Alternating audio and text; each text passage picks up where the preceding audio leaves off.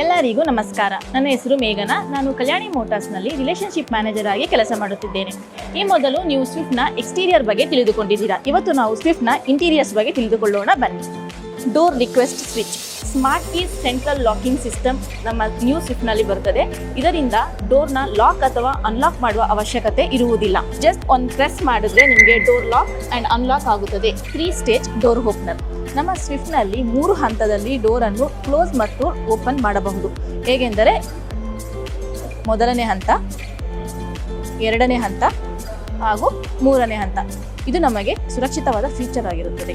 Power and tilt steering. ಸ್ವಿಫ್ಟ್ನಲ್ಲಿ ನಮಗೆ electric power steering ಹಾಗೆ ಟಿಲ್ಟ್ ಅಡ್ಜಸ್ಟೇಬಲ್ ಬರುವುದರಿಂದ ನಮಗೆ ಇದು ತುಂಬಾ ಅನುಕೂಲವಾಗಿರುತ್ತದೆ. ಫ್ಲಾಟ್ ಬಾಟಮ್ ಸ್ಟೇರಿಂಗ್ ನೋಡಲು ಒಳ್ಳೆಯ ಸ್ಪೋರ್ಟ್ಸ್ ಲುಕ್ ಕೊಡುತ್ತದೆ.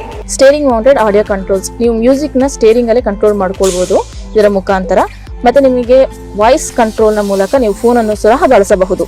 ಹಾಗೆ ನಿಮಗೆ ಇದರಲ್ಲಿ ಕ್ರೂಸ್ ಕಂಟ್ರೋಲ್ ಸಹ ಇರುತ್ತದೆ. ಇದರಲ್ಲಿ ನಿಮಗೆ ಒಂದು ವೇಗವನ್ನು ನೀವು ಸೆಟ್ ಮಾಡಿಕೊಂಡ್ರೆ ಅದೇ ವೇಗದಲ್ಲಿ ನೀವು ವಾಹನವನ್ನು ಚಲಾಯಿಸಬಹುದು. ಇದು ನಿಮಗೆ ಅನುಕೂಲವಾಗಿರುತ್ತದೆ.